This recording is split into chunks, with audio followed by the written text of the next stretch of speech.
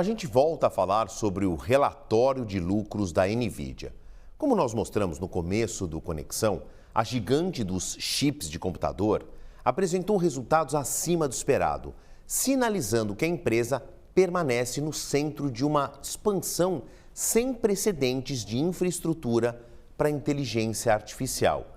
E sobre esse tema, tecnologia, eu converso agora com Arthur Igreja, que é um notável aí nessa área, a quem eu desejo uma ótima noite. Agradeço a participação e a paciência, Arthur. Eu sei que você estava ansioso para conversarmos, eu também, né? E obrigado por ter esperado aqui. Nós fomos atropelados por outros fatos e eles precisaram entrar aqui no nosso jornal. Obrigado pela sua paciência mais uma vez e obrigado pelos teus conhecimentos. Arthur, eu já vou começar aqui solando a principal pergunta. A gente viu uma expansão da NVIDIA, 56% de crescimento. A maior empresa em valor de mercado, supera os 4 trilhões de dólares. Teve um crescimento aí na casa da dezena do bilhão de dólares. Aí você imagina que ela já chegou no seu topo, mas aparentemente muita coisa ainda está por vir. Ela ainda tem caminho para progredir? Se fala muito aí do chip neural, da computação quântica. Isso soa muito como ficção científica. A NVIDIA ainda pode permear esse caminho? Obrigado mais uma vez aí e te passo a palavra. Boa noite, Favalli. Boa noite a todos que nos assistem. Olha, acho que dá para resumir esse report da NVIDIA da seguinte maneira. Tem uma famosa frase do Shakespeare que ele dizia que a mãe da dor de cabeça é a expectativa. Então, a NVIDIA ela bateu basicamente todos os números. Então, aquilo que os analistas esperavam, a NVIDIA superou, salvo na categoria data centers, e também o número foi extremamente aproximado. Então, quer dizer, o mercado continua com expectativas gigantescas e a NVIDIA continua superando. Quando nós olhamos esse crescimento aí trimestre a trimestre na casa de 5% a 6% e um crescimento ano a ano que supera os 50%, e principalmente, eu destaco aqui, a margem, o lucro líquido da NVIDIA, que continua absurdamente saudável. Então, o que acontece nós estamos vendo um investimento recorde por parte de quem consome os chips da NVIDIA, notoriamente Amazon, Meta, Microsoft, OpenAI, ou seja, todo mundo precisa daquilo que a NVIDIA tem para vender. E me parece que existe um temor, um medo por parte do mercado. Alguns analistas já comparam, tem um artigo hoje no Wall Street Journal falando que algo parecido aconteceu na década de 60 e 70 com um grupo de empresas que tinham um crescimento acelerado, mas que o preço estava completamente errado por causa de uma bolha. Isso aconteceu também, é óbvio, no final dos anos 90, com a bolha.com. Então, agora começa essa discussão acerca... Estamos no meio de uma bolha AI. Nos últimos dias sai também um report do MIT falando que mais de 90% das empresas que fizeram grandes investimentos em IA não estão colhendo saltos de produtividade na medida que esperavam.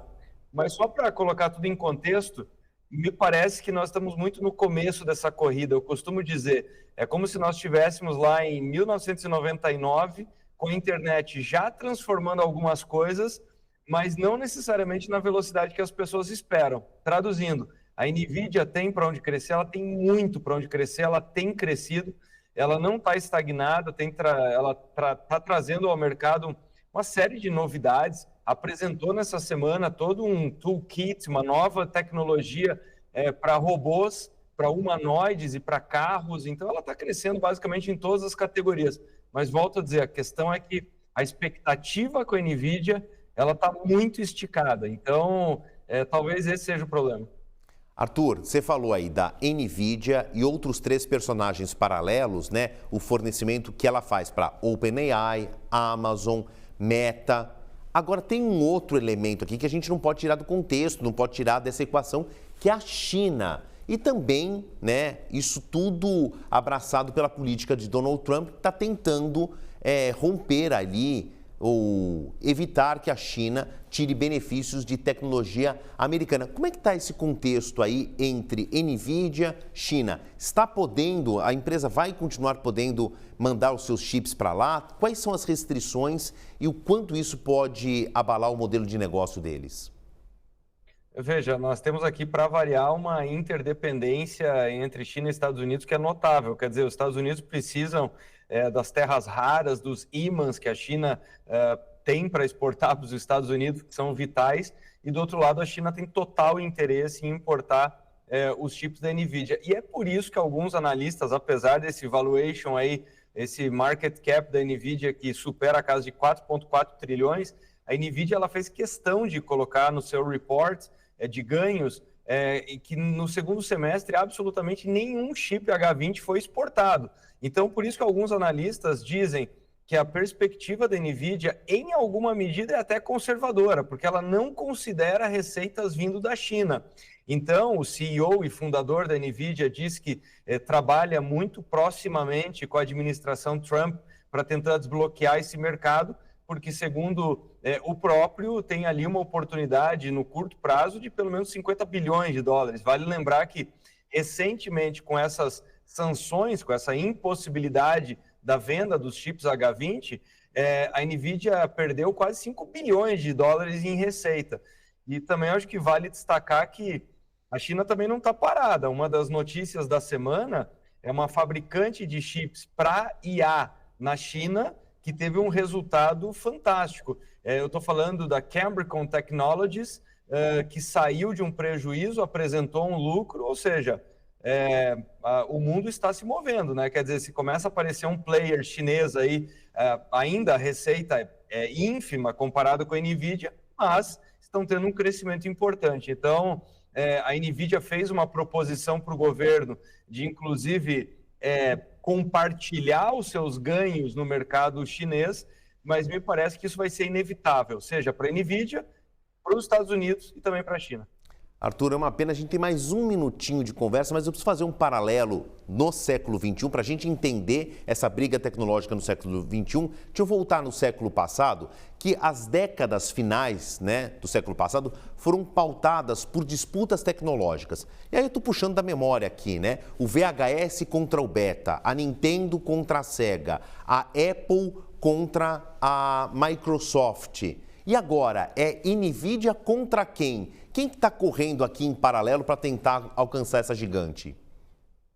Olha, muito rapidamente, nesse momento a demanda é tão grande que a NVIDIA, basicamente, ela não tem uma concorrente à altura.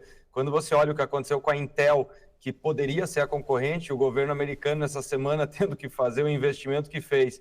E do outro lado, nós temos empresas que, em proporção, em tamanho, ainda são ínfimas. Nós estamos vendo empresas que estão começando a desenvolver os seus chips, mas elas estão muito atrás da NVIDIA. Então, só tem uma diferença em relação a isso, que quando nós vimos na década de 80 esses padrões fechados, ou seja, empresas tentando dominar, na era da IA nós estamos vendo o contrário. Quer dizer, a NVIDIA ela tem essa dominância do hardware, mas do ponto de vista de modelos, nós estamos vendo modelos, uma abordagem muito agnóstica. Nós temos incontáveis LLMs, mas enfim, é por isso que quem colhe grande parte desses louros, e não por acaso, que a empresa mais valiosa do mundo nesse momento, nos mercados de capital, é justamente a NVIDIA, porque todo mundo precisa o que ela tem para vender.